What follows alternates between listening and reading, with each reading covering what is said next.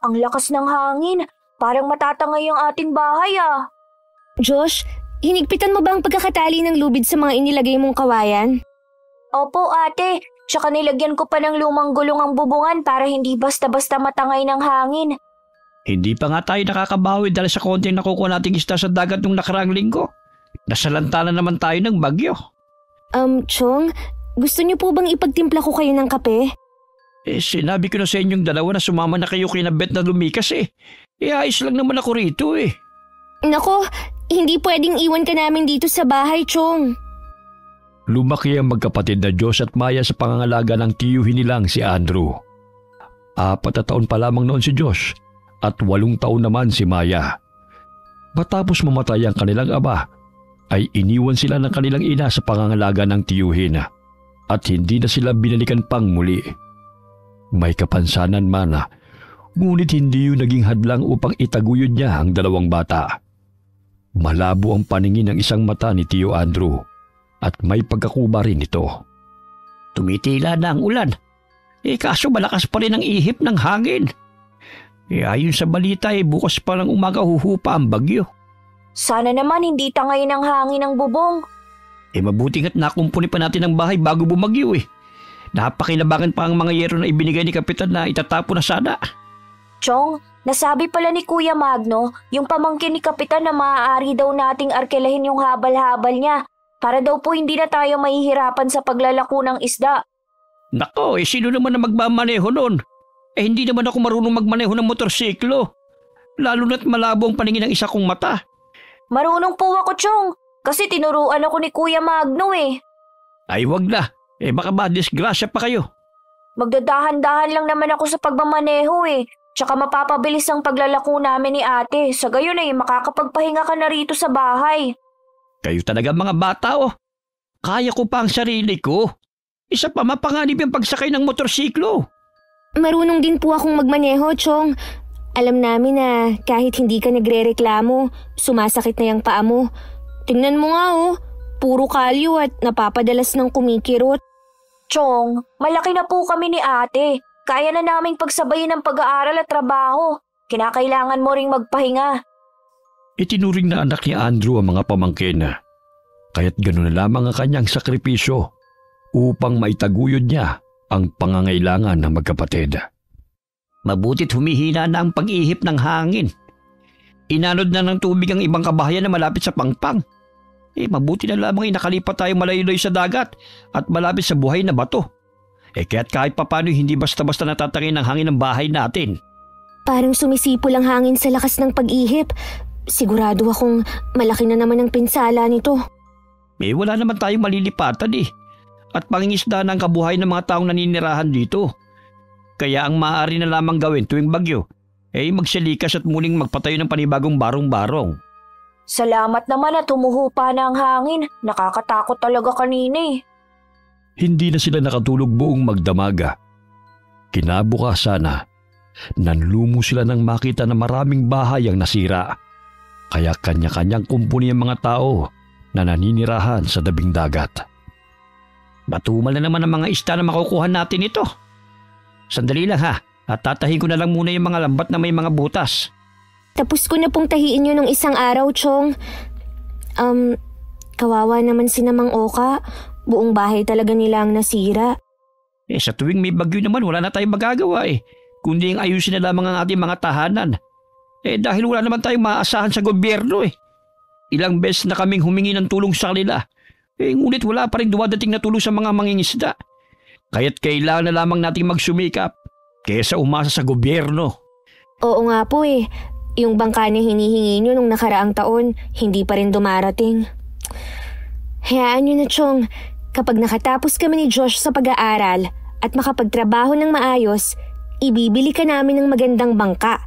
Yung di motor, para hindi na po tayo mahirapan pa sa pangingisda. O di kaya, kukuha na lang tayo ng pwesto sa palengke. Naku, matagal pa yun. Kaya kapag aral kayo ng mabuti, dahil yun na lamang ang may papamana ko sa inyo. Chong, nasira din yung dingding natin sa kusina. Manghihiram na lang ako mamaya ng martilyo kay Mang Berto para ayusin yon. O siya, magluto na muna kayo ng agahan. Tutulungan ko na lang muna yung mga kababayan natin sa paglilinis ng paligid. Sasama na po ako sa iyo, Chong. Si ate nang bahala sa pagluluto rito. Pinulot nila ang mga pawid at kahoy na kanilang nadadaanan. Maraming nasira na bahay na nakatayo sa tabing dagat dahil gawa lamang yun sa magaan na materyales. Ilang sandali pa'y dumating si Kapitan at ang asawa nitong si Aling Donna. May bitbit na isang malaking kaldero na naglalaman ng mainit na sopas. Parang may libreng pakain si Kapitan ah. Halika, Chong, humingi tayo ron. Mabuti pa yung si Kapitan Kahit papano hindi nakakalimot na tumulong. Kahit sariling pera niya ay pinambibili ng pagkain para sa mga taga-Baryo Alon. Ayun, may mga basong pinamimigay si Kuya Magno. Hihingi na lang ako sa kanya. Sandali lang, Chong ah. Pupuntahan ko lang siya. Dahan-dahan ka lang. Baka may maapakan kang pako. Kuya, ano po bang ipinamimigay niyo? Ito, mainit na sopas. Nasaan ang ate mo? Nandun sa bahay, nagluluto ng agahan. Ito, 3 baso ng sopas. Ipagpasalamat na lang natin na walang nasaktan o nasawi sa dumating na bagyo. Kahit na maraming bayang napinsala, maaayos pa rin naman natin yun. Maraming salamat po rito, Kuya. Ibibigay ko lang to kay Chong at kay ate. Sige, Josh. Ingat. Baka madulas ka. Ilang araw ang lumipas matapos ang bagyo. Unti-unting nakabangon ang mga mamamayan sa Baryo Alon dahil sa kanilang pagtutulungan. Hindi man gaano karaming nakukuha nating isda, mas mabuti na rin ito kaysa sa wala. Ay nako, pati yung mga suki natin, lumipat na ng pinagkukunan ng isda. Dinig ko po kay Mang Berto, dinadagsa po ang kabilang baryo. Demotor ang bangka nila kaya mabilis silang nakakahuli ng mga isda.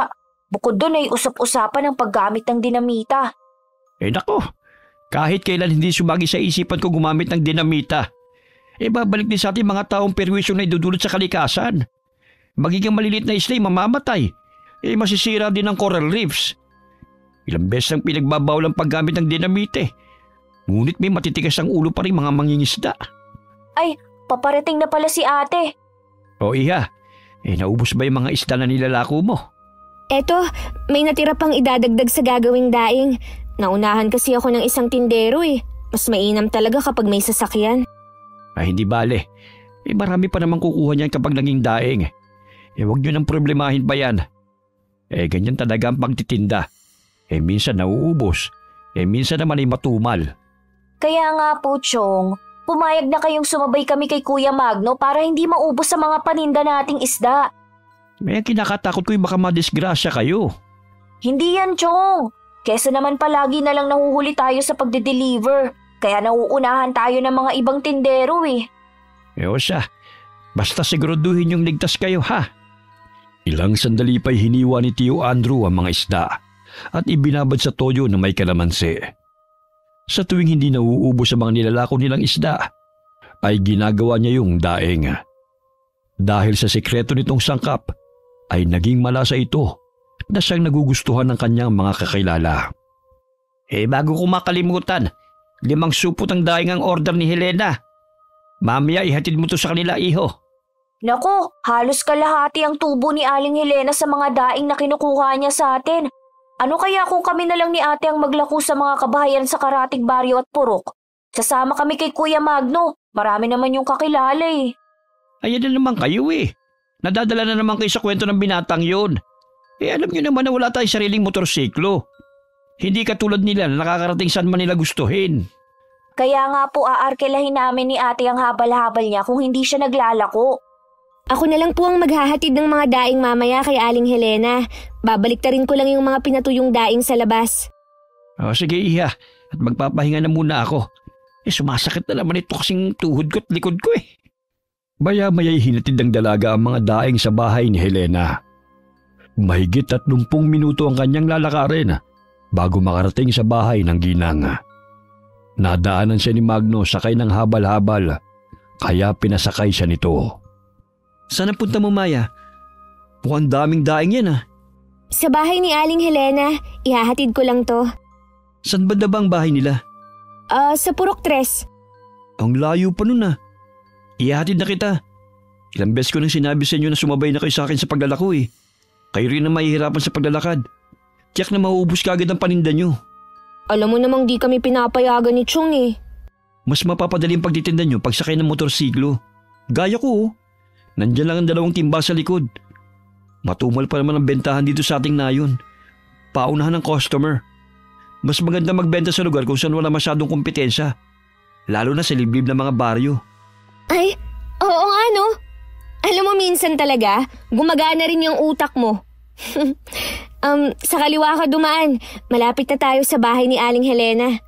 O di ba? Wala pa 15 minuto nakarating na tayo rito. Samantalang kung lalakarin, aabutin ka pa ng 1 oras. Tipid pa sa oras at pagod. Oo na, tama ka na nga eh. Wala pang 30 minuto'y nakauwi na kaagad si Maya sa kanilang bahay. Pangiting nagpaalam si Magno sa dalaga habang kumikindat pa ito palayo. Abay, ang bilis mo naman ate ah. Nadaanan kasi ako ni Magno, kaya hinatid niya ako kay na Aling Helena. Mabuti nga yun eh, dahil hindi na ako nahirapan sa paglalakad.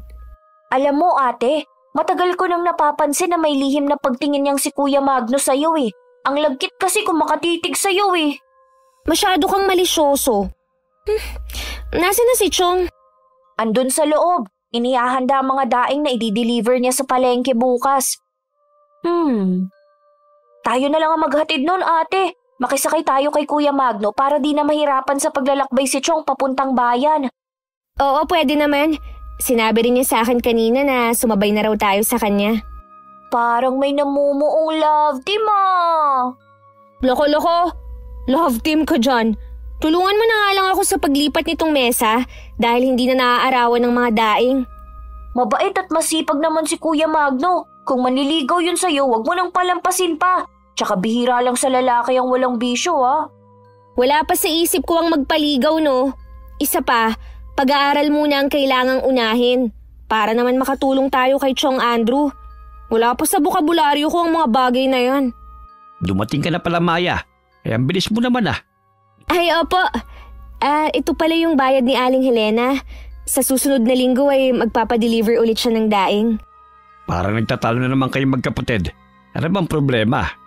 Wala ho, Chong. Ito kasing si Josh eh. Ang kulit. Parang narinig ko kanina ang boses ni Magno. Naparito ba siya? Ay opo, Chong. Hinatid kasi siya ni ate. Sinabi na sa'yo na mapapabilis ang pagdi-deliver ng daing at isda kapag nakisakay sa habal-habal ni Kuya Magno eh. Di ba ate? Ilipat mo na yung isa pang mesa para mainitan ng mga daing. Puro kakalokohan eh. O siya.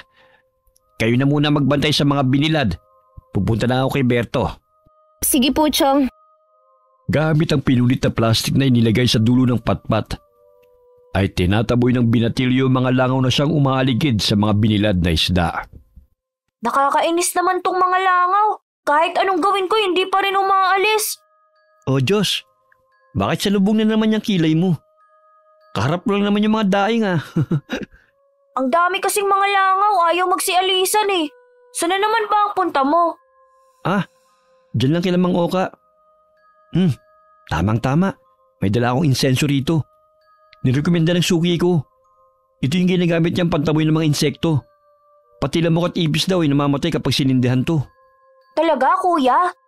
Hindi ko pa naman nagagamit. Sindihan mo nga kung epektibo. Sandali at kukuha lang ako ng posporo. Nandyan ba yung ate mo? Oo, bakit? Wala naman. Kanina lang magkasama kayo eh. Tapos hinahanap mo na siya agad. Gusto mo tawagin ko? Hindi na. Kumuha ka na lang ng posporo para masindihan na natin tong insenso. Kung mabisa nga ba sa pagpatay ng mga langaw. Naku kuya ah. Napapansin ko napapadalas ang paghahanap mo kay ate. Bakit hindi mo ako diretsuhin na may gusto ka kay ate Maya? Psst! Hinaan mo nga yung boses mo.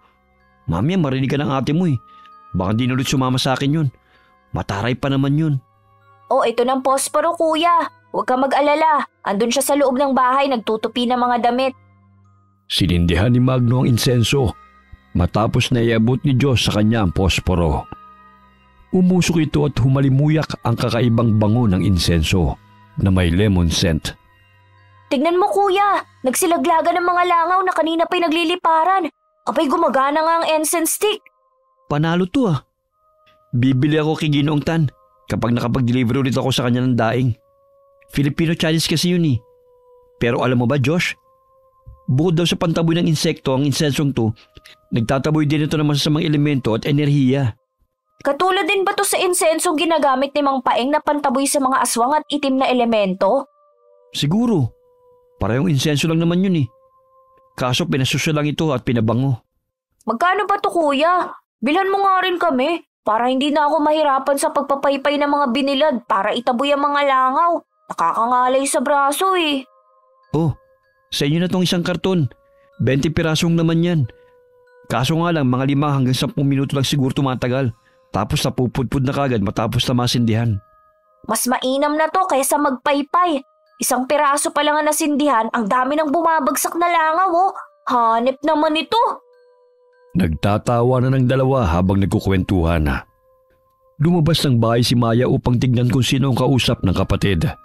Napasinghap siya nang makita si Magno na gumugulo sa buhok ng binatilyo. Kahit papano'y naging magaang ang loob nila sa lalaki dahil tinutulungan sila nito upang mapadali ang kanilang mga gawain. Ayan na pala si ate, kausapin mo na. May kailangan ka ba sa akin, Magno? Ay, wala naman. Napadala lang naman ako rito para subukan itong insenso na ibinigay ng suki ko. Tignan mo ate oh, hindi na tayo mamomroblema sa mga langaw dahil sa magic na incense stick na to. Ay, ang galing nga oh! Ang daming namatay na langaw. Pati ba masamang budhi pwedeng patayin yan? Grabe ka naman sa masamang budhi. Sino naman ang tinutukoy mo? Sino pa nga ba? Di yung kaklase niyang bruha. Bakit? Ginugulo ka ba niya? Hindi naman. Naalala ko lang siya. Baka kaya ng insensong yun na patahimikin ng mga masasamang nilalang katulad na lang ni Kathy. Puro talaga kayo kadakuhang dalawa. Sa Sabado wala akong pupuntahan. Baka gusto niyong samahan ko kayo na maghatid ng inyong paninda. Bukas kuya, may pupuntahan ka ba? Oo, sa bayan. Gusto niyo bang sumama? Ayos! Kami na lang ang maghahatid ng mga daing sa palengke. Sasabihan ko mamaya si Chong na sasabay na lang ako sa'yo. Nagkano ba ang arkela papuntang bayan? Libre na lang. Baka gusto niyo sumabay na lang palagi sa akin. Para naman mabilis na maubos yung mga daing na paninda niyo. Minsan kinukulang pa nga yung mga islang tinitinda ko eh. At tagahanap talaga yung mga tao ng daing para matagal nilang maiimbak. Ay, hulog ka talaga ng langit sa amin, kuya! Okay lang, Josh. May payakap ka pa talaga sa kanya? Kung gusto mo, ikaw na lang yumakap sa kanya. Nagsiselos ka yata eh. She, loko-loko ka talaga. Bantayan mo yung mga daing, hindi yung kung ano-ano ang pinagsasasabi mo. Diyan na nga kayo. Napatakip ng bibig si Magno dahil pigil ang kanyang pagtawa sa sinabi ng binatilyo. May pagkapilyo ito at madalas na tinutukso ang kapatid sa kaibigang binata. Ikaw talaga, inasar mo na naman ang ate mo. Kita mo na sumalubong na naman ang kilay nun. Hayaan mo siya. Basta kuya sasabay ako sa paglalako sa'yo. Pudpud na tong tsinelas ko sa paglalakad, hindi ko pa napapalitan. Tsaka 1 buwan na lang magpapasukan na. Wala pa kaming pambili ng mga notebook. Huwag kang mag-alala, akong bahala sa inyo. Isa pa, pwede ko kayong ipasyal sa magagandang tanawin na hindi nyo pa napupuntan sa liblib na baryo. May nadaanan ako nung nakarang araw. Ang gaganda ng mga nakatanim na mga bulaklak at mga puno. Sigurado ako na magugustuhan doon ng ate mo. Sus, si ate na naman ang bukang bibig mo. Di ba ako ang sasama sa'yo? Siyempre naman isasama rin natin siya. Alangan tayo lang ang mamasyal. Para naman mabawasan ang pagkasimangot nun. Kung makakakita ng magagandang tanawin bukod sa dagat. Ay, oo nga naman. 3:00 pa lamang na madaling araw ay bumangon na sina Tio Andrew at Josh upang mangisda. Inihanda na ng binatilyo ang lampara na kanilang dadalhin. Naninag niya mula sa bintana na may ilang mangingisda na rin ang naroon sa kanilang bangka. Maganda ang panahon kaya't yun ang hinihintay nilang pagkakataon na makarami ng huli. Naihanda ko ng lambat. O tayo na iho, hanggat maaga pa. Opo, Chong. Nakikita ko na rin si Mang Berto na nauna pa sa Pampang. Maya, isarada mo mga pinto at bintana ha. Alis na kami ng kapatid mo. Sige po, Chong. Mag-iingat kayo. Nag-umpisa ng magsagwan si Tio Andres at Josh upang makarating sa malalim na parte ng dagat. Itinapon ni Tio Andres ang lambat sa tubig at naghintay sila ng ilang minuto bago hilahin muli yun. Mukhang ang dami nating nahuli na isda, Chong. Ang bigat ng lambat oh. Sige, sabay nating hilahin ang lambat. Ngayon lang ito nangyari Ilang minuto pa lang parang napuno na ito ng isda. Oo nga po, Chong. Pero may naririnig ka ba na parang may humihikbi? Sandali, parang malapit lang dito. Bilisan na lang natin ang paghila sa lambat. Pagbilang ko ng 3, sabay po nating hilain. 1, 2, 3, hila! Nagulat ang magtsuhena nang maninig na tila malaking isda ang kanilang nahuli. Bagamat kalahating isda at may katawan ng isang tao, may palikpik ang mga tenga nito at may kaliskis ang balat. Tila maihalin tulad sa 3 taong gulang na bata ang laki nito. Chong, hindi isda ang nahuli natin, kundi parang kataw. Shh! Huwag kang maingay. Kailangan natin siyang ibalik sa dagat bago pa may makakita sa kanyang ibang mangingisda. Sigurado ako na isa siyang batang kataw na naligaw sa karagatan. Nakakatakot man ang kanyang mukha dahil sa matatalas niyang ngipin, pero mababanaag ang pangamba sa kanyang reaksyon. Nilalang ng dagat, huwag ka matakot sa amin. Hindi ka namin sasaktan. At sana huwag mo rin kami sasaktan. Ibabalik ka namin sa tubig. Ngunit siguraduhin mo makakauwi ka ng ligtas upang hindi manganib ang buhay mo sa ibang mangingisda. Chong, tignan mo parang naiintindihan ka niya. Totoo nga ang kinukwento noon sa amin ni Amang tungkol sa nakita niyang kataw. Ngunit walang naniwala sa kanya noon at tinawag siyang baliw. Dahil sa dami ng mangingisda rito, wala pang nakakita ng kataw. Subalit ngayon ay nasisiguro kong hindi nababaliw si Amang. Sandali lang at tatanggalin ko lang ang lambat na nakapulupot sa kanya. Huwag kang matakot sa amin. Hindi ka namin sasaktan kaibigan mo kami. Matapos na tanggalin ng binatilyong lambat, ay tumalon patungong tubig ang nahuli nilang kataw at nagsimula ng lumangoy palayo. Bagamat napansin ni Diyos na bumalik ito at kumapit sa kanilang bangka, inilahad nito ang makaliskis na palad. Wari nangungusap ang mga mata nito habang nakatitig sa binatilyo. Chong, tingnan mo umiilaw ang maliliit na bato sa kanyang palad. Iyan na siguro yung mutya ng perlas na sinasabi noon ni Amang na kusang ibinibigay ng mga nilalang sa dagat. Kunin mo, Josh, dahil tandayan ang pasasalamat niya. Wala bang masamang mangyayari sa atin kung kukunin natin to, Chong? Ang pagkakaalam ko, mahiwaga ang batong yan. Sige na, kunin mo na, bago pa may makakita sa batang kataw na yan. Kinakabahang kinuha ng binatilyong kumikinang na perlas na kasing laki ng Holena. Ilang sandali tumango-tango ang batang kataw at napangisi pa ito kay Josh bago lumangoy palayo sa kanilang bangka. Mag-iingat ka, kaibigan! Huwag ka magpapahuli sa ibang tao, Itago mong batong ibinigay niya sa'yo dahil maraming tao magkaka-interest dyan. Noong panahon pa ni Amang, sinasabi niya na tanging mga manggagamot lamang ang nakakaalam tungkol sa bisa ng batong yan. Maraming hiwaga na pumapalob sa perlas na yan. Sandali, mukhang bumibigat na naman ang lambat natin Baka kataw na naman ang nakapasok. Hilahin natin, ang bigat na naman. Chong, ang daming isda Naku, swerte tayo ngayon. Punong-puno ang mga banyera. Umuwi na tayo, iyo. Sadyang mabait ang kataw na ating natulungan. Chong, parang may naaaninag akong 3 ulo na lumilitaw.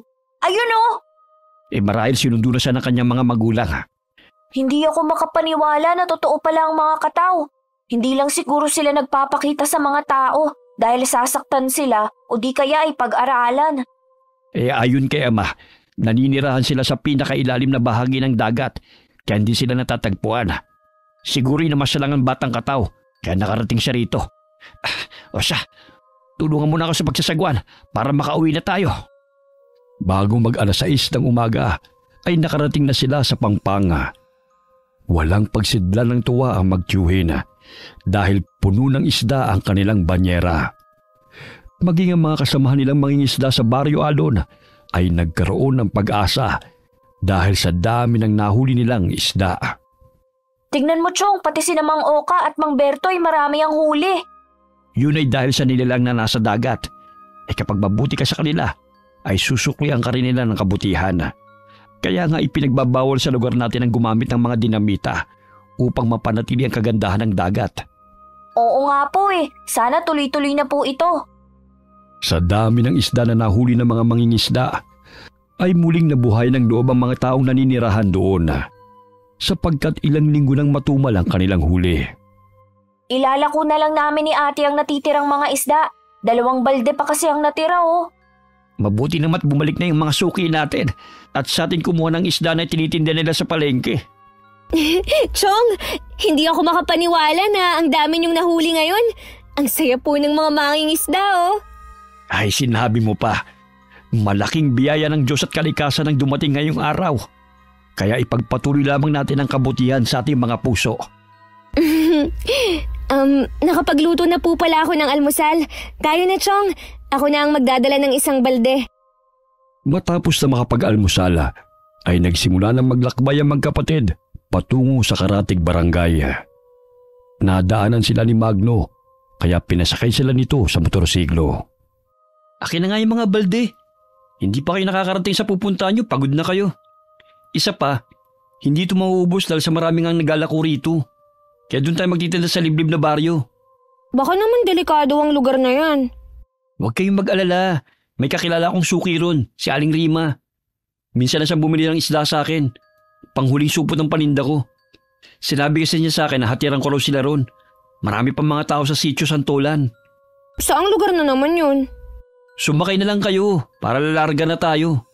Basta siguraduhin mong mauubos ang mga isda namin Sus, wala kang tiwala sa akin Kinukulang nga yung mga paninda ko Sumakay ka na kasi. Ang dami mong pantanong Sa gitna ka na ate, matatakutin ka pa naman. Yakapin mo ng mahigpit si Kuya Magno para hindi ka mahulog. Che, kung hindi lang talaga mabigat yung balde, hindi ako sasama sa inyo. Tsaka baka naman maglakwatsa lang kayo kung kayong dalawa lang. Kumapit kayo na mabuti Alis na tayo. Naglako sila ng mga isda sa mga kabahayan. Dumaan din sila sa tindahan ni Ginoong Tana upang bumili ng incense stick na kanilang gagamitin sa pagpuksa sa mga langaw. 5 kahon ang binili ni Maya at agad na isinilid sa kanyang baga. Maraming salamat po, Ginoong Tan. Pwede po bang bangus na lang ang pambayad dito? Natawa ang matandang lalaki, ngunit pumayag din naman ito. Agad nilang tinungo ang sitio ng Santolan kung saan ang liblib na lugar na tinutukoy ni Magno. Nadaanan nila mga nakahilerang puno ng mga santol. Ilang sandali napamangha ang magkapatid sa natatanaw nilang mayayabog na mga halaman ng sampagita at gumamela. Ngayon lang ako nakapunta sa lugar na to May naninirahan pa pala rito? Ang layo na nga nito sa lugar natin. Parang wala namang katao-tao rito, kuya. Meron yan. Nakasalubong ko pa nga nun si Aling Rima at ang 2 niyang anak Sabi niya marami pang pamamahay sa dulo. Kaya lang hindi ko na napuntahan dahil huling isda na yung nabili niya. Natuwa nga siya nung makita ako Ayun, kuya, may tao! Pangising sinalubong ng matandang babae sina Magno at ang magkapatid, kasama ang 2 kalalakihan. Nakangiti man, ngunit matalim na nakatitig ito sa kanila, na animoy nananabik na makakita ng ibang tao. May bit-bit silang mga basket na gawa sa yantok dahil yun ang kanilang tinitinda. Magandang umaga sa inyo mga bata. Mabuta't napagawi kayo rito sa aming lugar. Magandang araw po, Aling Rima. Kagaya po ng sinabi ko, babalik po ako para dalhan kayo ng mga isda. Maging yung mga kababayan nyo. Ikaw ba yung binata na pagbilhan ko noon? Mabuti naman naalala mo pa ako. Oo. Marami pa akong mga kasamahan dito. Tsak na bibili ang mga yon. Sumama kayo sa amin. Kahit hindi nyo na po kami samahan, mukhang may pupuntahan pa rin po kayo Huwag kang mag-alala. Ihahatid lang namin ang mga basket na to sa mga kasamahan namin. Lalagyan kasi nila ng prutas sa gagawing piging Tamang-tama ang pagdating ninyo dahil may pandagdag sa handaan. Ay, ano po bang okasyon? Anibersaryo ngayon at may gaganaping kasal bukas. Napamangha ang magkapatid sa ganda ng kapaligiran. May hanging bridge pa silang madaraanan, kaya't nagdalawang isip si Magno na dumaan doon sakay ng motorsiklo. Malayo pa ho ba yung mga kabahayan dito, Aling Rima? Hindi naman masyado. Mahigit 20 minuto lang naman ang lalakarin at makakarating na tayo sa mga kabahayan. Parang ginuhit ang mga magagandang tanawin dito, no? Hindi pa nadidiskubre dahil liblib na lugar na dito. Oo nga kulang na lang may lumabas na zombie sa kakahuyan, kagaya ng napapanood ko sa TV. Ay, nako. Umiiral na naman yung imahinasyon mo.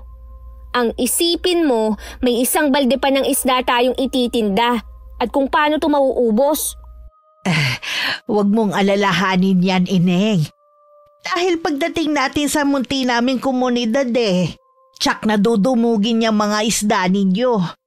Sapagkat bihira lang nakakakain ng isda ang mga taga rito.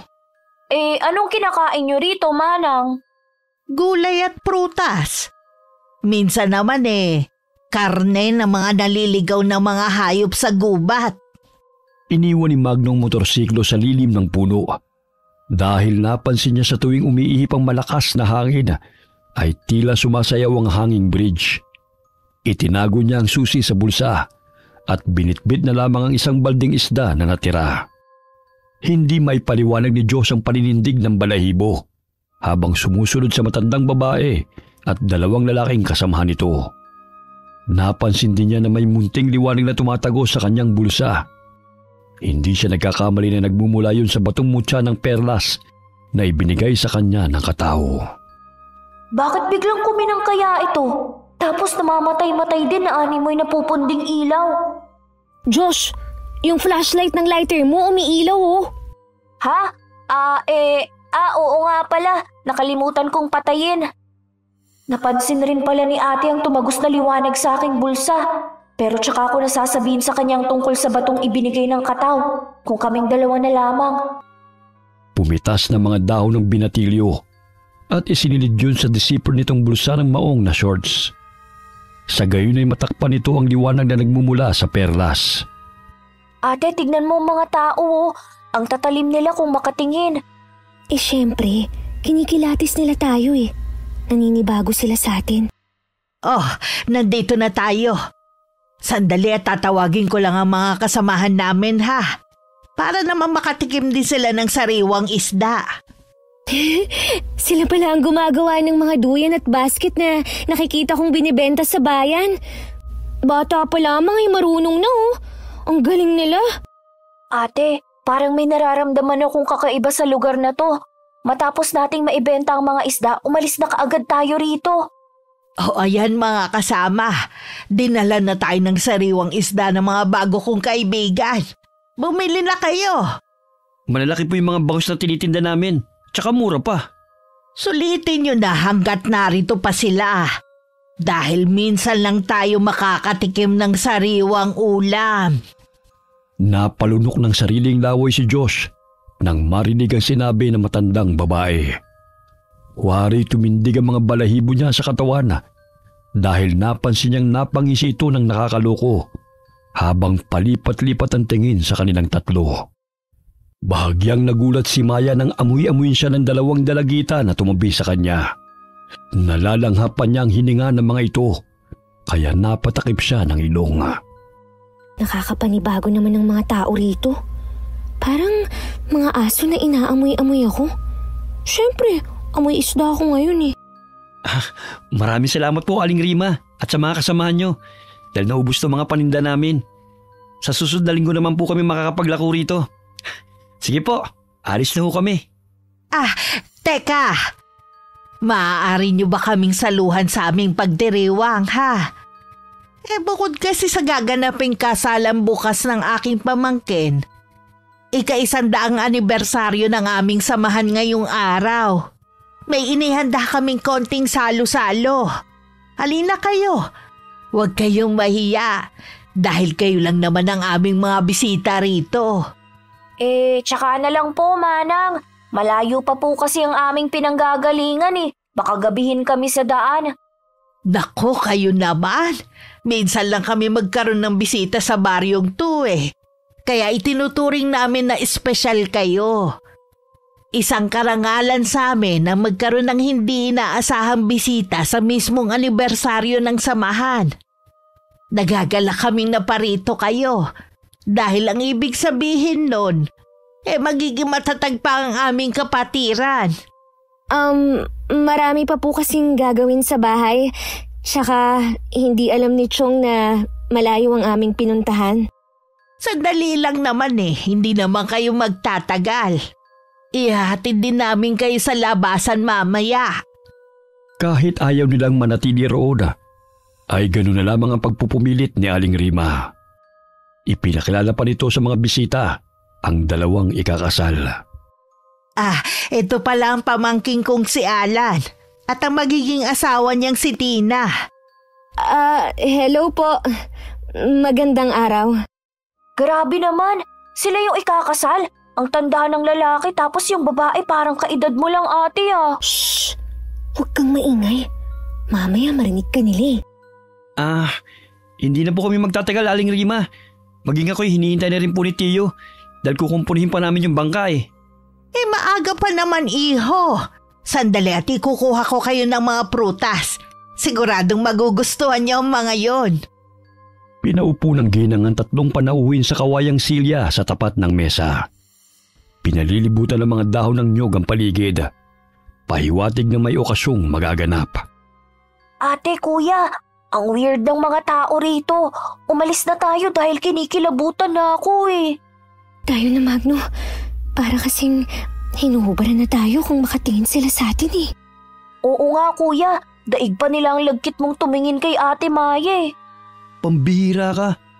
Ikukumpara mo pa talaga ako sa kanila Tumayo silang tatlo upang umalis na.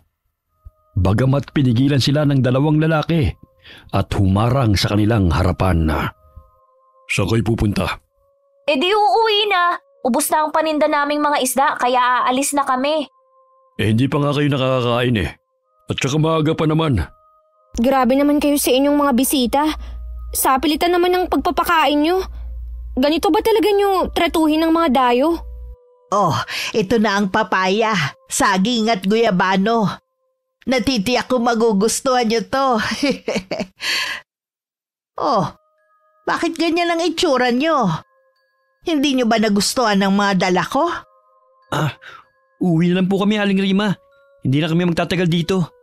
May suman pa akong dala Sige na, tikman nyo muna to. Alagang-alaga ang mga panauhin nila. Yun nga lang, sa pilitang pinapakain. Sige na nga. Basta pagkatapos nito, uwi na kami. Sige na, kumain na kayo. Alam kong malayo pa ang inyong nilakbay patungo rito Walang nagawa ang tatlo kundi ang kumain na lamang. Matalim silang tinitignan ng mga taong nakapalibot sa kanila. Aling Rima, akala ko ba'y may gaganapin kayong salo-salo? Bakit kami lang ang kumakain? Mamayang gabi pa ang selebrasyon. Nandito naman kayo kaya kailangan naming paunlakan ng mga bisita.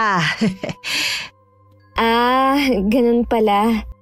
Maghuhugas lang po muna ako ng kamay. Nasaan ba ang poso nyo? Nandun lang sa likod bahay, iho. Tinungo ng binatilyo ang poso kung saan itinuro ng ginang. Naghugas siya ng kamay. Hanggang sa maninaw niya sa siwa ng kawayang dingding ang isang lalaki na naghihiwa ng isda sa kusina. Pambihira, kinakain niyang sariwang hasang ng isda. Nakakadiri, hindi nga sila pangkaraniwang tao. Kailangan kong sabihan sina Kuya at Ate Maya.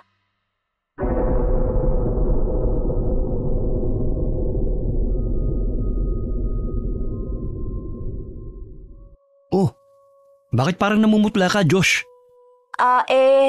Tapos na tayong kumain kaya umalis na tayo rito. Sumama na kasi ang pakiramdam ko Pwede naman kayo magpahinga muna. Gusto mo bang matulog, iho? Baka mapano ka pa sa daan Ayaw talaga kaming paalisin ng matandang babaeng to. Sigurado kung may masamang balak sila sa amin. Hindi na po. Gusto ko na talagang umuwi Dahil maaga pa kasi ako kanina nagising. Tsaka ayusin ko pa mga lambat na napunit. Oo nga po. Maraming salamat sa pagpakyaw ng aming mga isda. At sa mga prutas na to, congratulations na lang po sa ikakasal bukas. Maraming salamat po, Aling Rima. Hindi ko po sukat akalain na ganito ang pagtanggap niyo sa amin. Maging ang binatay hindi na nagugustuhan ng trato sa kanila. Wari niya'y gumagawa ang babae ng paraan upang hindi sila makaalis sa sityo. Bagamat naglakas loob na silang lumakad palayo, kahit na inaanyayahan pa sila ng matandang babae na ipasal sa lugar na yun. Sinabi ng manatili kayo rito. Huwag niyong painitin ang ulo ko. Wala na kaming panahon na mamasyal. Kailangan na namin umuwi. Isa pa, delikado nang maabutan kami ng dilim sa daan. Hoy! Bitiwan mo si Magno! Bakit mo naman siya kinikwelyuhan? Aray! Parang hindi ako makahinga. Bitiwan mo ako! Tibor, wag mo naman saktan ang ating mga panauhin. Tignan mo, natatakot na sila sa'yo. Pagpasensyahan nyo na lang ang anak ko, ha? Mainitin lang talaga ang kanyang ulo eh. Ihatid ko na kayo, mga anak. Mas mabuti pa nga po, Aling Rima.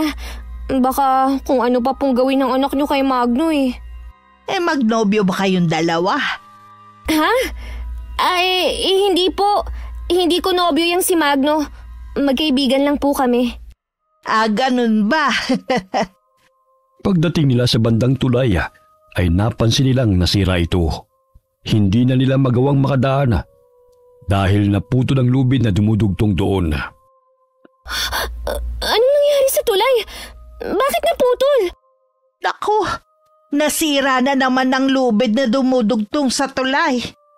Pambihira naman kung kailan may mga bisita doon pa nasira. Kanina lang ay matibay pa naman Paano nasira ang tulay? Ito talaga ang madalas na problema namin. Siguro may mga tao na naman napadaan at pinutol ang lubid. Madalas kami na pagdidiskitahan rito eh. Huwag kayo mag-alala. Kukumpunihin yan ni Tibor. Ang lalim pa naman ng ilog. Parang bangin na nga ang babagsakan pababa eh. Paano na kami makakauwi nito? Ayun, may tao nga sa kabila Mukhang sinadyang ang putulin ng tulay. O siya, bumalik na muna kayo sa bahay. Dahil mamaya bukas pa yan maaayos eh. Wala talaga magawa ang mga taong naninirahan sa kabundukan kundi ang mamerwisyo. Paano na tayo makakauwi nito? Tsak na inihintay na tayo ni Chong. Hindi pa naman niya alam kung saan tayo pumunta. Kailangan nating gumawa ng paraan upang makalayo rito. Sa palagay ko may ibang daan pa naman siguro upang makalabas sa lugar na to. Aling Rima, madalas bang sinisira ng mga taga-bundok ang tulay? Oo, ilang beses na nilang pinuputol ang lubid eh. Wala na po bang ibang daan bukod sa tulay na yan? Ay naku, wala na. Bumababa talaga ang mga kasamahan namin para idugtong ang tulay na yan. Pahirapan man pero nagagawa naman ng paraan. Di bumaba na lang tayo para makarating sa kabila. Ang lalim ng bangin at rumaragasapa ang tubig sa ilog. Sadyang mapanganib. Pagpabukas nyo na lang ang pag-uwi at makukumpuni rin ang aking mga kasamahan ng tulay. Napabuntong hininga na lamang ang dalaga dahil sa pagkayamot. Nangungusap ang mga mata ni Magno, ngunit hindi naman siya sinisisi na magkapatid kung bakit naantala ang kanilang pag-uwi. Pasensya na kayo, Maya. Nang dahil sa akin, naabala pa kayo. Huwag mong sisihin ang sarili mo dahil hindi mo naman ginusto na maputol ang tulay eh. Maging alisto na lang tayo dahil pakiramdam ko kasi sadyang pinipigilan ang pag-alis natin dito. Aling Rima, maaari bang kumpuni na lang ngayon ng tulay? Tutulong po ako. Naku anak, pasensya ka na ha. Dahil abala mga kasamahan ko sa paghahanda sa okasyon. Siguro bukas pa nila maaayos yan. Wari nagniningning ang mga mata ng ginang habang nagpapaliwanag kina Magno. Inilibot ni Diyos ang mga mata sa paligid upang sipating kung may daan sila na maaaring madaanan. Ngunit tanging sa ilalim ng bangin lang ang daan patungo sa kabila. Ang lalim ng bangin. Babato. Ngunit mahihirapan din tayo sa pag-akyat sa kabilang dako kapag nandun na tayo sa ilalim. Kaya nga eh. Ay naku, ang tangi na lang nating pag-asa ang maayos ng tulay na yan. Sino ba naman kasi ang walang yun na sumira ng tulay? Nakakainis naman. Sumapit ang hapon. Naging abala ang mga taong naninirahan doon sa gaganaping okasyon. Wari nakakabingi ang kanilang sigawan na siyang nagpapahiwatig ng kanilang kagalakan. Parang mga baliw na nagtatatalon habang sumisigaw. Anong klaseng pangkat kaya sila? Hindi ko rin alam. Wala naman sa kultura ng mga Pilipino ang ginagawa nila eh. Baka naman grupo sila ng kulto, ate. Alam niyo na bang nakita ko kanina na kinakain ng isang lalaki ang hilaw na hasang? Baka naman mamaya, laman loob naman natin ang kainin nila. Totoo ba yan? Baka naman namamalikmata ka lang. Sasabihin ko nga sana sa inyo eh. Kaso nga lang biglang nagalit yung anak ng matanda kay Kuya Magno. Kaya hindi ko na ipinagpatuloy. Kakaiba ang mga taong naninirahan dito. Hahanap tayo ng paraan para makalis tayo rito. Kahit saan man tayo magpunta, hindi tayo nilulubay ng kanilang paningin. Napaupo na lamang ang tatlo sa lilim ng puno habang nag-iisip ng paraan kung saan daraan. Hanggang sa maisipang muli ni Josh na bumaba na lamang sa bangin at baybay ng ilog. Sumang-ayon ang dalawa, kaya tumayo sila at nagsimulang maglakad patungo sa sirang tulay bago pa mangyari ang masamang kutob nilang tatlo. Saan kayo pupunta? Ang titigas talaga ng ulo niyong tatlo. Sinabi na ngang manatili kayo rito eh. Bakit ba ayaw niyo kaming paalisin? Wala kang pakialam kung gusto na naming umuwi. Nang umapa kayo sa lupang ito, nagbigay na kayo ng pahintulot na pagmamay-ari na namin kayo. Walang sino man na nakakalabas sa baryo. Anong pinagsasasabi mo, ha? Hindi niyo kami pagmamay-ari. Kaya pwede ba? Hayaan niyo na kami. Huwag mo akong hawakan! Ano ba? Malalaman nyo lang yan pagdating ng takdang oras. Mga kasama, italin nyo na sila! Aray! Saan nyo kami dadalhin? Pakawalan nyo kami! Mga salbahe kayo! Huwag na kayong pumalagpa kung ayaw nyo masaktan. Sa wakas, meron na magiging handa sa aming okasyon. Isang buwan ring hindi kami nakakatikim ng sariwang laman at dugo. Aso nga kayo! Aray! Ang braso ko! Bitiwan mo ako! Hayop ka! Mas masasaktan talaga kayong tatlo kapag nagtangka pa kayong lumaban. Hala! Lakad! Oh, anong kaguluhan to? Aling Rima, sinasaktan kami ng lalaking to. Tulungan niyo po kami. Bakit nyo sinasaktan ng mga panauhin natin? Ingatan nyo naman sila dahil malaking parte sila sa handaan. Isa ka ring masama katulad nila. Mga hayop kayo! Alam mo, iho, nagpapasalamat ako sa'yo dahil nagdala ka pa ng 2 kasamahan mo. Kahit papano magiging masaya ang anibersaryo at kasalan na gaganapin sa aming tribo. Hindi ako makapaniwalang makakalasap din kaming muli ng sariwang dugo ng tao. Mga demonyo kayo! Mabanlin lang! Huwag kang mag-alala. Hindi namin kayo pahihirapan. Parang kurot lang naman ng langgam ang inyong mararamdaman eh. Ipasok nyo na sila sa kulungan. Siguraduhin yung hindi sila makakalabas. Malakas na suntok ang dumapo sa pisngi ni Magno nang itulak niyang lalaking pumipigil sa kanya. Muli siyang hinablot nito at binalibag sa lupa. Matapang ka? Gusto mo ngayon palang iburahin ko na yung pagmumukha mo? Tama na yan, Tibor. Huwag masyadong mainit ang ulo. Mamaya mapatay mo pa yan bago sumapit ang hating gabi. Dahan-dahan lang sa pambubugbog sa lalaking yan. Sayang ang dugo na lumalabas sa kanyang katawan. Kinaladkad nila ang 3 bihag patungo sa kulungan. Kinandado nila ang pinto upang masiguro na hindi makakawala ang mga ito. Walang iya sila. Gagawin pa tayong panghanda sa kanilang okasyon. Josh, tanggalin mo ang lubid na nakatali sa aking kamay. Diba may lighter ka dyan? Sunugin mo yung tali. Wala, ate. Pero may posporong kasama sa mga insensong binili mo kay Ginoong Tan. Sandali at kukunin ko sa iyong bag. Ang sikip naman, Tito. Wala pa silang mas malaking kulungan. Patawarin niyo ako, dala ko nagdala sa inyo sa lugar na ito. Hindi ko rin kasi alam na mga aswang sila. Huwag mo nang isipin pa yan, Magno. Kailangan makaalis tayo sa lugar na to bago pa tayo katayin ng mga aswang na yun. Ito na ang posporo. Nakuha ko na.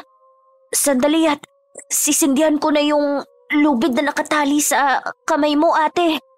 Dahan-dahan lang. Baka masunog pa tayo. Andan sa ng kwartong ito? Siguro marami na silang dinala ng mga biktima rito. Sinabi mo pa. Oh, akin yung kamay mo, Josh. Kakalagan na rin kita. Hindi ako makagalaw ng maayos. Sindihan natin yung insenso mamaya. Dahil pantaboy rin niya ng masasamang enerhiya. Maaari din siguro panlaban niya sa masasamang nilalang na katulad nila. Oo nga pala. Marami-rami to. Sana makatulong sa atin. Ayan! Nakalas ko ng mga tali sa pa ako. Kakalaga na kita, kuya. Shh! May paparating. Huwag kayong magpapalata na wala na kayong tali. Narinig nila ang mga yabaga, kaya't saglit silang napahinto sa pagbubulungan. Napangisip pa ang lalaki habang tinitignan nito ang mga bihaga. Aba, yung babait niyo naman pala eh. Kailangan lang talaga na ikulong kayo para tumahimik.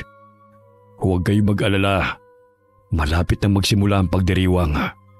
Magiging bayani rin naman kayo eh. Dahil marami kayong mapapasayang tao. Muling sinarado ng lalaki ang pintuan at agad na umalis. Ipinagpatuloy ng binatilyo na kalagan si Magno, kaya't nakakagalaw na sila kahit papano sa masikip na silid na yun. Josh, kung wala kang talang lighter, ano yung umiilaw sa bulsa mo kanina? Mutsang perlas yun. Ibinigay ng kaibigan kong Kataw. Kataw? Paano nangyari yun? Totoo ba sila? Ito, binigay niya sa akin ng pakawalan ko siya. Hindi namin inaasahan ni Chong na papasok siya sa lambat habang kami nangingisda sa laot. Sabi pa ni Chong, mahiwaga raw ang mutyang ito. Ngunit hindi ko naman alam kung paano gamitin at kung matutulungan nga ba tayo nito ngayon. Itago mo yan, Josh. May kinuwento na sa amin si Lola tungkol sa mutya ng perlas na yan. Ayon kay Lola, may liligtas kanya sa panganib, lalo na sa karagatan o saan mang may anyong tubig. Paano kung sa lupa? Tulad ngayon na nanganganib ang buhay natin. Hindi ko alam eh. Ngunit magkakaroon ng kakaibang lakas ang pinagkalooban ng mutya na ibinigay ng mga Kataw. Napakaswerte mo, Josh, dahil nagkaroon ka niyan. Akala ko nun sabi-sabi lang yan eh. Pero totoo pala yan. Ang ganda ng perlas. Nagliliwanag ang kulay asul at berde na may halong pula sa gitna. Kakaiba nga yan. Oo nga eh. Mabuti na lang hindi ito nahulog dahil may zipper tong bulsa ko. Binalot ko nga sa dahon para matakpan ang pagliliwanag nito. Itago mo na yan. Baka makita pa ng mga aswang.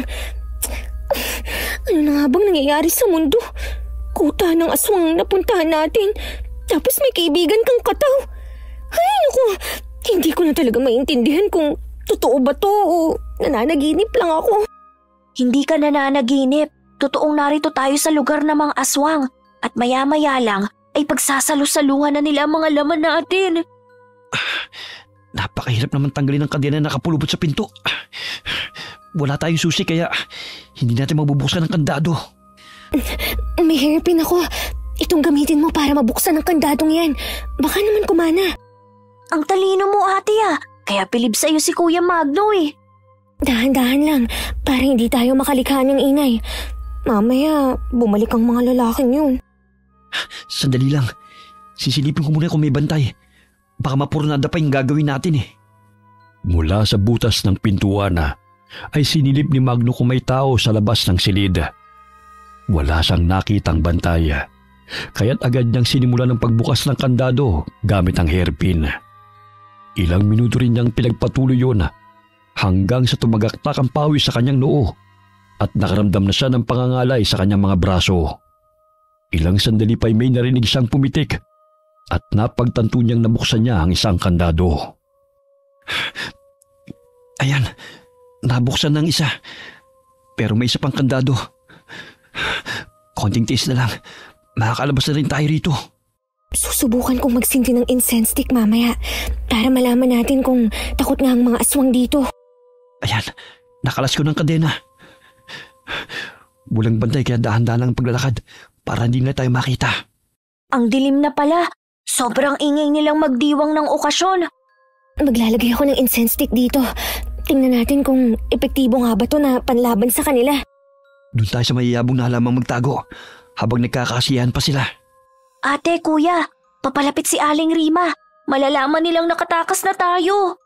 Shhh! Huwag na nga kayong maingay. Naaninaw nilang tatlo na may daladalang palakulang dalawang lalaki na kasama ni Aling Rima. Pangisipang tinatahak ng mga ito ang daan patungo sa kulungan. Ilang sandali narinig nilang malakas na sigaw ng matandang babae. Ah! Nasaan na ang mga bihag?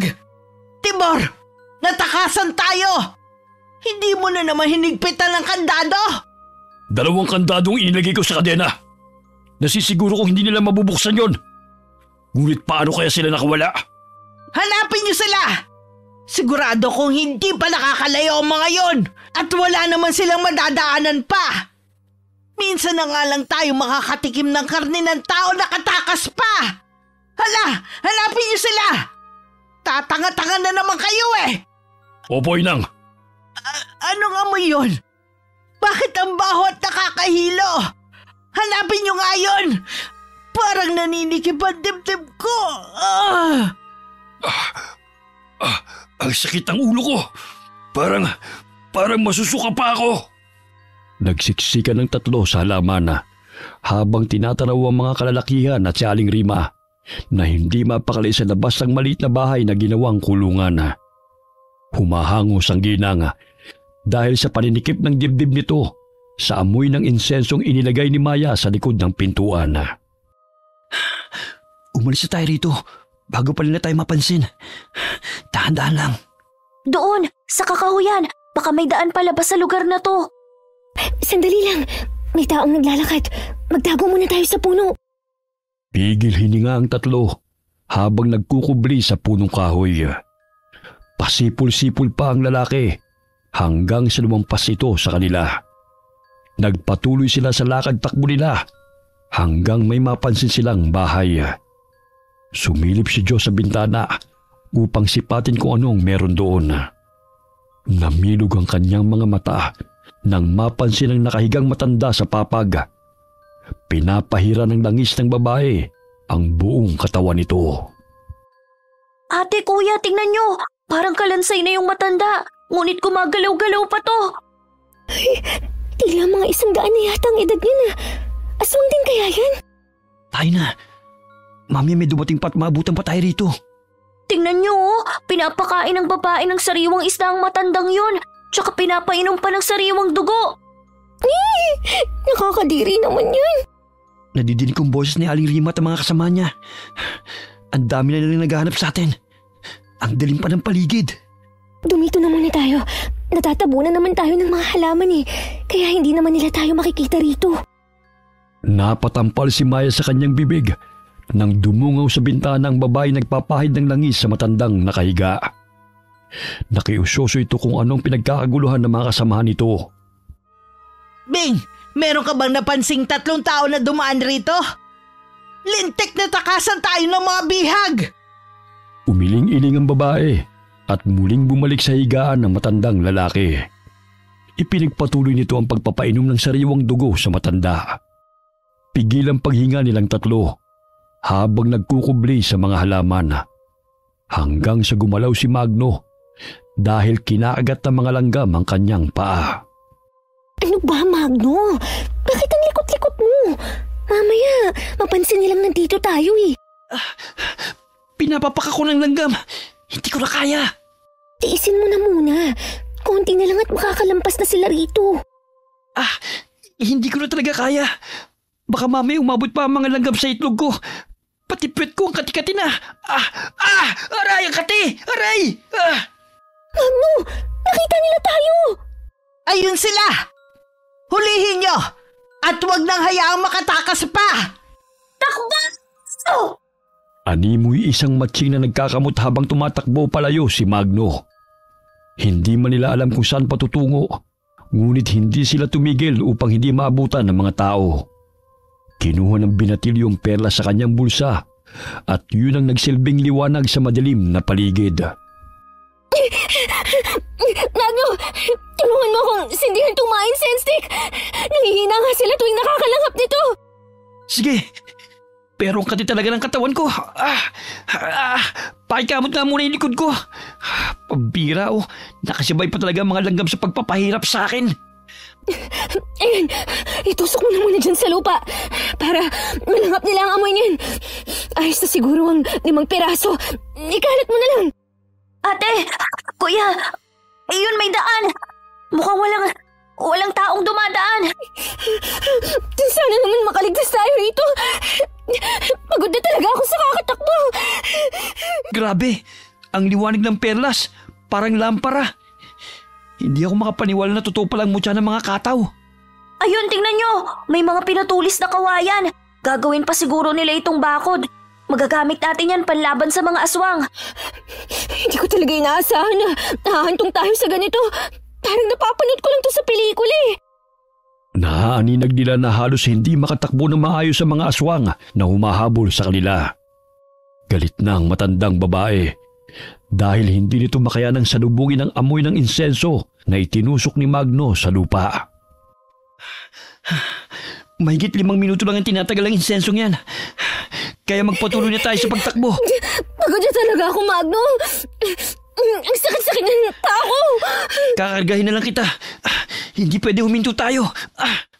Tama si Kuya, ate. Kaya magtiis na muna tayo. Hanggang sa makahanap ng maaari nating pagpahingahan. Pinulikat na ako. Ang sakit ng binti ko. Papalapit na sila. Akin na yung isang karton ng incense stick. Para mas papahirapan ko pa silang lalo. Tagalin mo, Josh. Hindi pa natin alam kung hanggang kailan tayo rito. Mamaya, maubos mong sindihan yan. At wala na tayong gagamitin laban sa kanila. Nakarating sila sa dulo ng daan at pababa na naman yun. May nakitang pinuto na saging si Josh at naisipan itong doon sumakay pababa sa madamong parte ng lupa. Sinunod ng dalawang naisip ng binatilyo. Nagpadausdo sila pababa sakay sa puno ng saging. Parang naglalaro lang tayo Aray! Ang balakang ko! Tulungan niyo akong makatayo. Ang bata mo pa pero daig mo pa si Aling Rima na nirarayuma. Nag-iinarte ka lang yata dahil nandito si Kuya Magno eh. Sa tingin mo ba, may panahon pa akong mag-inarte? Gayong hinahabol na tayo ng mga aswang. Huwag na kayo magtalo. Umalis na tayo habang malayo pa sila. Gusto ko na talagang magpahinga. Ang sakit na ng mga paa ko. Josh, takpo mo muna yung perlas para hindi tayo matunto ng mga kalaban. Maghahanap tayo ng lugar na maaari natin pagpahingahan. Nagulat sila nang biglang may sumulpot na isang lalaki sa kanilang harapan. Pasinghot-singhot pa ito nang makaamoy ng sariwang dugo na nagmumula sa mga galos nila. Hoy! Lumayo ka sa amin! Nakikita mo bang kawaing to? Hindi ako magdadalawang isip na itarak ito sa bungo mo! Tao! Tama, tao! Sa wakas, makakalasap na rin ako ng sariwang dugo! Wala na kayong mapupuntahan pa dahil wala nang daan rito palabas! Huwag kang paharang-harang kasi sa daan. Paano kami makakadaan kung nandyan ka? Matapang ka, buibwit ka. Gusto mo bang ikaw ang unahin kong patayin? Josh, mag-iingat ka! Lumayo ka sa kanya! Wala niyang iniisip kundi ang mapawi ang kanilang gutom. Lumayo ka sa aswang na yan! Nanginginig na dumampot ng bato si Maya at binato yun sa aswang na humarang sa kanila. Tinusok din ang binatilyo gamit ng kawayan ng tiyan nito. Dahilan na napatras ang aswang at malakas na pumalahaw. Yeah! Gutom na nga ako. Bubutasin mo pa ang tiyan ko. Tarantado kang bata ka. Ikaw ang tarantado. Naantala ang pagtakas namin dahil sa'yo. Ay! Wala namang ganyanan. Ang sakit ng pagkakahampas mo sa ulo ko. Hayop ka. Mahuli lang kita. Uubusin ka ang dugo mo hanggang sa mamutla ka. Magno! Mag-iingat ka! Naku! Ang tatalim pa naman ng ngipin ng aswang na yan! Magsisindi ulit ako ng incense stick. Tingnan ko lang ang tapang ng isang yan. Anong mabahong amoy na yan? Nakakahilo! Grabe ka bantot ng kilikili ng lalaking to. Ang sakit sa ilong ko. Ayan kuya, parang nahihilo na siya. Sige, patayin mo na. Papatayin? Naku, parang hindi ko kaya, Josh.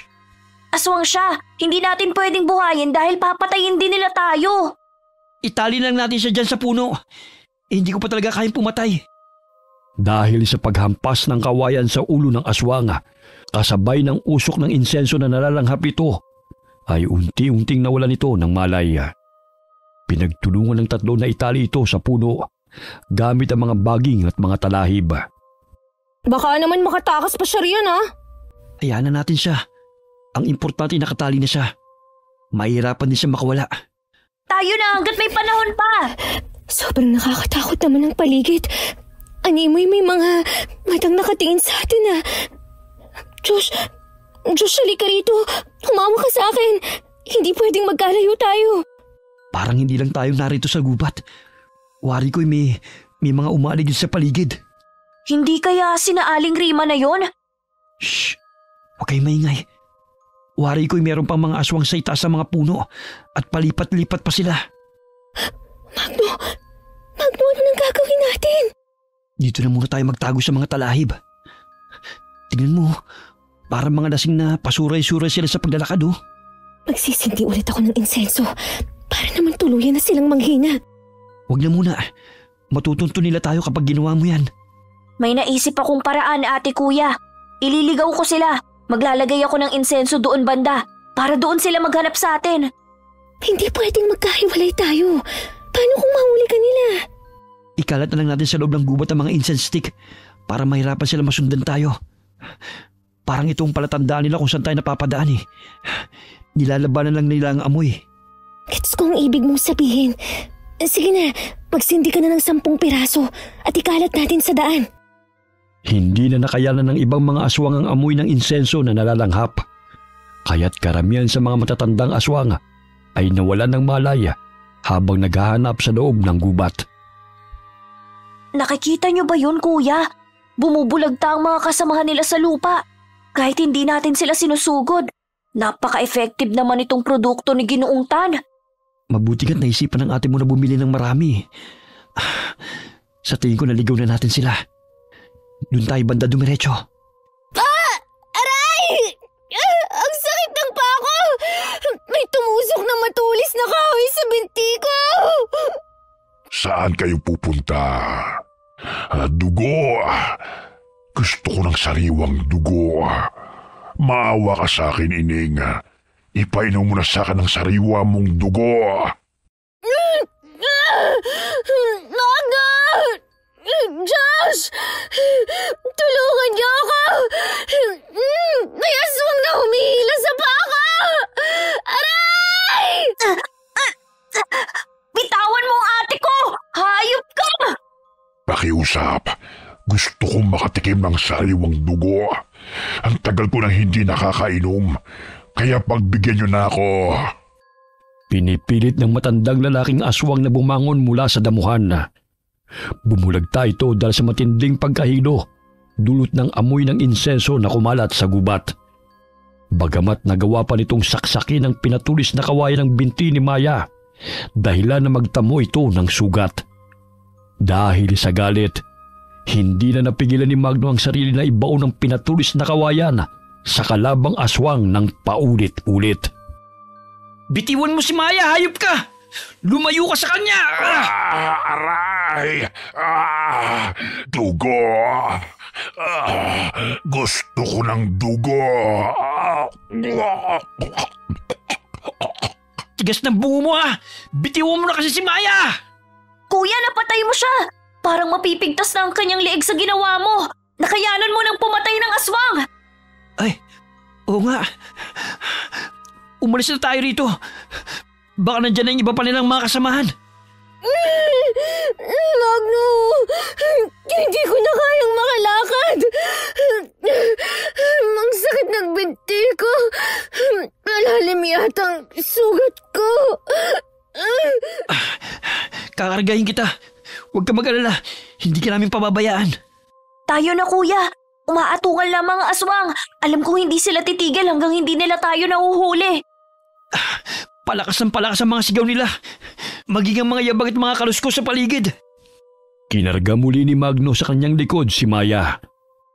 Muli silang tumakbo hanggang sa hindi nila namalayan na nasa dulo na pala sila ng lupa. Nagpagulong-gulong sila pababa. Mabuti na lamang ay mayabong na damo ang kanilang nagulungan. Aray! Ang layo ng binagsakan natin ah. Ang sakit ng katawan ko. Aray! Parang napilayan yata ako. Kuya Magno, nasan ka? Magno, nasan ka? Bakit hindi ka nagsasalita? Hoy! Anong nangyayari sa'yo? Ate, nandito si kuya. Mukhang nawalan siya ng malay. May dugong noo niya. Ha? Josh, ano nang gagawin natin? Ang bigat pa naman yung buhatin. At saka, ang sakit ng sugat ko sa binti. Maging ako hindi makakalakad ng maayos. Mamamatay na kaya tayo? Mag-iisip ako ng paraan. Hindi ako papayag na mawawala ng saysay ang lahat ng paghihirap natin. Malapit na siguro tayo sa ilog dahil may naririnig akong rumaragas ng tubig. Dumito muna kayo at magmamasid lang ako sa paligid. Maliwanag at bilog ang buwan, kaya siguro nagdidiwang ang mga aswang. Tinapik-tapik ni Maya ang pisngi ni Magno upang gisingin ito. Hindi na niya napigilan ng mapaiyak dahil sa magkahalong takot at pag-aalala sa kanilang sasapitin mula sa kamay ng mga aswang. Inilibot ng binatilyo ang paningin. Naaninong niyang nakababa na nga sila kung saan naroon ang kabahayan ng mga aswang. Bagamat batid niyang malalim ang tubig sa ilog. Hindi pa rin kami makakatawid sa kabilang dako dahil malalim ang tubig. Sana naman ay may tumulong sa amin para makaalis na kami rito. Hindi ko na alam ang gagawin ko. Kinuha ni Diyos ang mutya sa kanyang bulsa habang nagsasalita. Pumatak ang kanyang luha patungo sa perlas, kaya't muli itong lumiwanag ng nakakasilaw. Ilang sandali na aninag niyang may mga aswang na papalapit sa kanilang kinaroroonan at nagpadausdos na rin pababa. Ayun sila! Wala na silang matatakbuhan pa! Kaya hulihin na ninyo ang tatlong yan! Anong nakakasilaw na liwanag na yun? Bakit parang ang sakit sa mata? Eh di flashlight! Sige na! Tulungan mo ang mga kasamahan natin! Nang sa gayon ay masimulan na ang handaan! Josh, nasaan ang posporo? Nandito na ang mga aswang! Sindihan mo na ang incense stick upang lumayo sila! Hala, nasa na kaya ang posporo? Nabitawan ko siguro kanina nung mahulog kami. Aray! Bitiwan niyo ako! Pakiusap!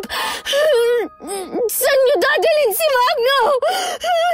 Ang titigas ng mga bungo ninyo ha! Patayin itong kasama mo! Kaya wala na itong silbi sa inyo! Bitawan niyo sila! Hindi ako papayag na maging handa sa piging niyo sina ate! Josh? Anong nangyayari sa'yo? Umiilaw yung mga mata mo, katulad sa perlas na hawak mo. Tsaka yung tubig sa ilog, gumagalaw habang kinukumpas mo ang iyong mga kamay. Anong nangyayari sa batang yon? Bakit umiilaw ang kanyang mga mata? Nakakasilaw! Ikinumpas ng binatilyo ang kanyang mga kamay patungo sa mga aswang na kumakaladkad kay Maya at Magno. Malakas na nagsibagsakan ang namumuong tubig sa mga kalaban dahilan na masaktan ng mga ito. Ang sakit nun Saan nang gagaling ang matitigas na bagay na yun? Anong hiwaga na papaloob sa binatilyong yon na wari lumulutang sa tubig? Bitawan niyo ang ate ko! Etong sayo! Maging si Maya hindi makapaniwala na lumulutang ang kapatid sa tubig habang lumiliwanag ng kulay berde ang mga balintataw nito. Animoy nakokontrol ni Diyos ang tubig na siyang nagsisibagsakan sa kanilang mga kaaway. Sinugod niya gamit ang pinatulis na kawayan ng aswang na kumakaladkad sa kanyang kapatid dahilan na tamaan ito sa dibdib. Tumilapon ito at bumagsak sa malaking puno ng akasya. Nabitiwan nito si Maya kaya't nagtago ang dalaga sa mga talahib habang nasasaksihan nito ang pagsugod ng kapatid sa mga aswang. Totoo nga ang sinabi ni Magno na magiging malakas ang sino mang magkakaroon ng mutya ng kataw kapag naroon sa tubig. Hindi ako makapaniwala na magagawang makipaglaban ni Josh. Si Magno, ayun siya. Nabitawan din ng aswang. Kailangan ko siyang lapitan at gisingin. Hoy babae, saan ka pupunta? Ang kulit nyo rin talagang magkapatid. Bakit hindi na lang kayo sumama ng matiwasay? Upang hindi na kayo masaktan pa. Hindi kami sasama sa inyo! Pinagkatiwalaan ka namin! Ngunit tatraidorin nyo lang pala kami! Naghahanap buhay kami ng maayos! Ano naman? Mamuhay rin kayo ng patas! Ang tanda-tanda mo na, ngunit hindi ka marunong mamuno sa mga sinasakupan mo! Etong sayo! Ah! Akala mo talaga makakaya mo kung babae ka? Pwes hindi ko na patatagalin ang buhay mo! Dito pa lang papatayin na kita! Humabang tila niyan papalapit sa akin! Kailangan ko siyang ilagan! Aray! Ang sakit ng pako! Ngunit hindi ako magpapatalo sa kanya! Nakapa ng dalagang pinatulis na kawayan sa damuhan at pilit na tumayo. Bago pa pumulupot sa kanyang legang mahabang dila ng aswang, ay tinusok niya na ito. Dahilan na malakas itong pumalahaw. Pilit niya itong hinila, ngunit napakadulas ng dila ng aswang. Ilang sandali na alimpungatan si Magno at napasapo sa sugatang noo. Naninag niya ang binatilong sumusugod sa mga kalaban nilang aswang habang nakalutang sa tubig. Nabaling ang kanyang tingin kay Maya na nooy humahangos na nakikipagpambuno sa inang aswang. Isa kang salot! Ikaw ang dapat mamatay, hindi kami! Tutusukin ko yung mga mata mo nang sa gayon wala ka nang makita na inyong bibiktimahin! Aray! Aray! Tigilan mo yung pagsasabunot sa buko! Ang sakit! Kakalbuhin talaga kita! Inuubos mo ang pasensya ko eh! Imbes na magsaya kami dahil naubos ang aming paninda, napalitan nyo ng takot dahil sa mga halang na kaluluwa na kagaya mo! Hindi kita bibitawan hanggat hindi ako nagsasawa! Buisit ka! Buisit ka rin! Napakalakas mo rin pala! Aray! Nalalagas na ang mga buko! Dahil sa matinding galit ay itinarak ni Maya ang pinatulis na kawayan sa noo ng inang aswang. Sumirit ang dugo sa noo nito. Hindi pa nakontento ang dalaga. Muli niyang sinaksak sa dibdib ang aswang hanggang sa unti-unti itong nawala ng buhay. Napalingon siya sa kanyang likuran nang maramdamang may papalapit. Paika-ika siyang lumakad upang sugurin gamit ang pinatulis na kawayan ng taong yun. Maya! Maghunos dili ka! Ako to! Magno, mabuti at nagising ka na! Akala ko namatay ka na eh! Halika! Magtago ka muna rito. May paparating. Parang natakas pa oh. Pwes, ako nang harap sa kanila. Baka mapano ka pa! Hayaan mo na lang sila! Hindi pwede. Hanggat nabubuhay ang mga aswang na yan, marami pa silang mabibiktima. Kaya kailangan natin silang puksain. Ayun na sila, Magno! Mag-iingat ka! Hinarangan ng binata ang tumatakas na aswang. Nadapa pa ito ng matamaan ng nag-anyong batong tubig sa likod. Kaya't nagkaroon ng pagkakataon ng binata na hambalusin ng paulit-ulit ang mga aswang na umahandusay sa lupa. Maawa ka sa akin. Pakiusap. Huwag mo kong patayin. Hindi na ako lalaban sa iyo. At hahayaan ko na kayong makalis sa lugar na ito. Ngayon pa talaga na may laban na kami sa inyo? Kanina, halos lumuhod kami sa magmamakaawa. Tila mga bingi kayong lahat. Hindi na kita bubuhayin pa. Pinatay niyo si nanay. Mga walang hiya kayo. Kayo nagbigay sa amin ng pahintulot at pumatay sa kagaya ng mga walang awa. Di ba gusto niyo kaming patayin para gawing handa sa inyong pagdiriwang? Pwes, kayo na ang papatayin sa mismong araw ng anibersaryo nyo para wala na kayong mabibiktima pang muli. Paulit-ulit na hinambalos ni Magno sa ulo ang aswang na si Tibor. Tumatalsik pa ang malalapot itong dugo mula sa natatamo nitong sugat. Aray! Tama na! Mga hayop kayo! Kayo mga hayop! Dahil kumakain kayo ng tao! Hindi lang hayop, kundi kampo ng dyablo! Dapat ubusin ang lahi ninyo! Magno, tingnan mo. Parang hindi na siya gumagalaw. Patay na siya. Nararapat lang yun sa kanya. Akala mo kung sinong matapang eh. Marami lang sila, kaya hindi tayo makalaban ng patas. Halika na. Puntahan na natin si Josh. Tingnan mo. Hindi ako makapaniwala na ang lakas ng kapangyarihan ng mutya ng kataw na napa sa kanya. Totoo nga ang sinabi mo na mas mabisa yun kapag siya'y nasa tubig. Parang naglalaro lamang siya ng sinusugod ng mga kalaban. Napakaliksi niya. Sige, sumugod kayo hanggat kaya nyo pa. Akala nyo hindi ko kayo uurungan. Hinihingal lang ang mga kalaban nitong aswang. Ngunit tila ba'y walang kapaguran ng binatilyo sa paglaban sa kanila. Animoy lumilipad siya sa tulong ng tubig na bumubuhat sa kanya. Umatras sa mga aswang dahil alam nilang hindi nila matatalo ang binatilyo, kaya't kumaripas ng takbo palayo ang mga ito. Bagamat biglang lumikha ng ipo-ipo ang tubig, kaya't napakapit sa puno sina Maya at Magno sa lakas ng hangin. Isa-isang hinigop ng tubig ang mga aswang at nagpaikot-ikot sa ipo-ipo. Wari may sariling kamay ang tubig na siyang humahablot sa mga kalabang aswang. Ayan! Mag-enjoy kayo sa pag-ikot! Tsak na magugustuhan nyo yan! Ito pala ang bisa ng perlas na ibinigay ng batang kataw. Ang galing naman! Josh, mag-iingat ka! Baka madala ka ng ipo-ipong yan! Huwag niyo akong alalahanin, ate! Kontrolado ko ang tubig! Nakakakilabot ang panaghoy ng mga aswang. Unti-unti silang nalulunod. Ngayon lang ako nakasaksi ng ganito kahiwagang pangyayari. Huy, basta ipangako mo na huwag mong ipagsasabi ang tungkol sa mutya na ibinigay ng kataw sa kapatid ko. Tsak na dudumugin kami ng mga tao at maaaring manganib ang buhay ni Josh.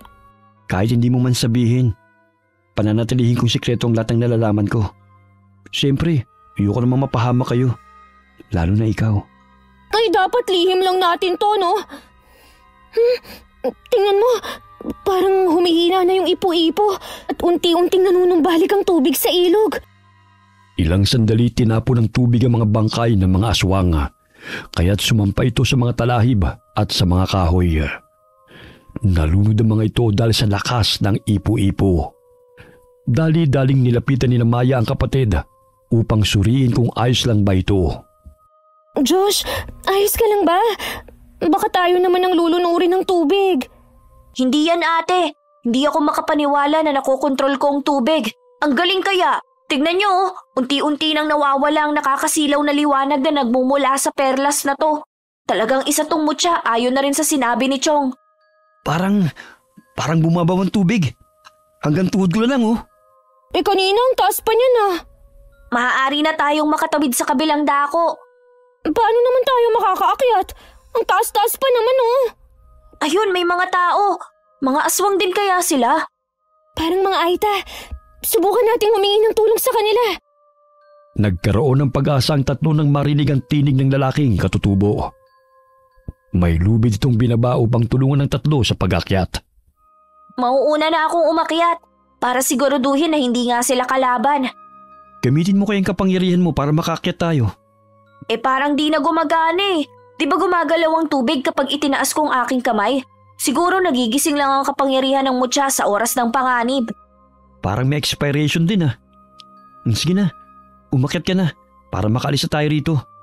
Sa tingin ko may mga aswang pang nagkukubli sa gubat, pero takot lang na lumapit sa atin. Nang makarating sa itaas na bahagi si Josh, sinalubong siya ng grupo ng mga Aita. Nagtulungan ng mga ito sa pag-alalay sa lubid na nakatali sa puno. Sumunod sina Maya at Magno. Ay, sa wakas, nakarating din tayo rito. Ate, hindi nga sila mga aswang. Nasaan ang motorsiklo ko? Iniwan ko lang dito ah. Ay oo nga, paano na tayo makakauwi? Baka naman kinuha ng mga aswang. Patay tayo dyan.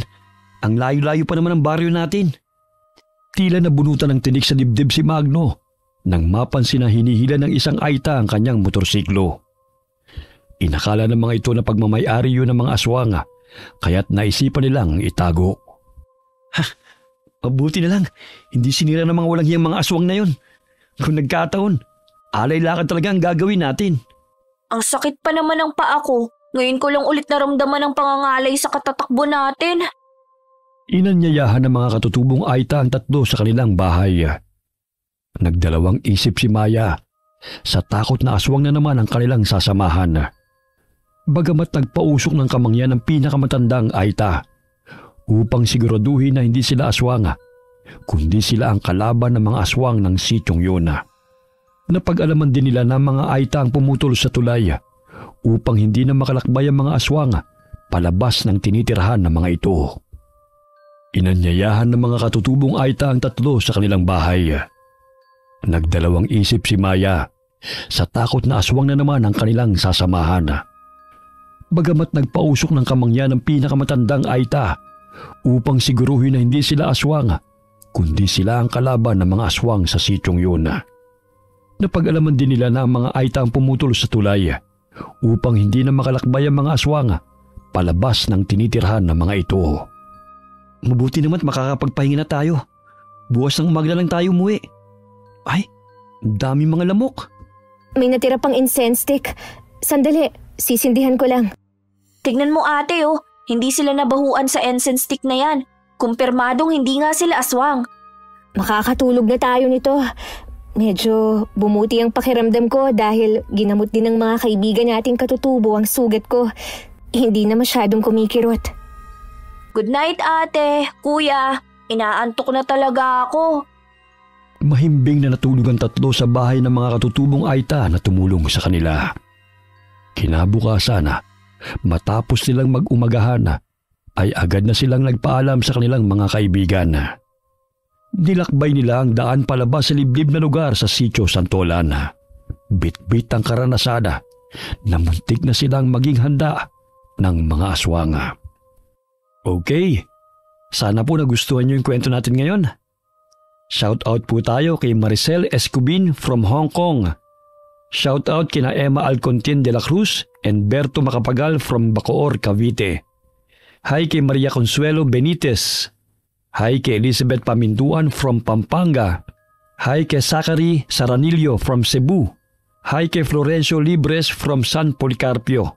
Shout out kina Billy Ray, Jenny May and Ray Buendia from Luce Buendia ng Nueva Ecija. Kamusta po kayo? Shout out kina Tom, Maricel, Maki, Miko at Mariel at sa Magsino family from Pasig. Kamusta po kayo? Hi kay Marisa Sagadal from Calbayog, Samar. Hi kay RG Kalipay ng Calbayog City, Samar. Hi kay Rosette Ersando. Shout out sa Saligumba family from Pasay. Hi kay Cliven Dubalan. Hi kay Junior Sera Matote ng Tuguegarao City, Cagayan. Shout out sa Palanas family from Dasmariñas, Cavite. Alright, maraming salamat po sa inyo and God bless all of you.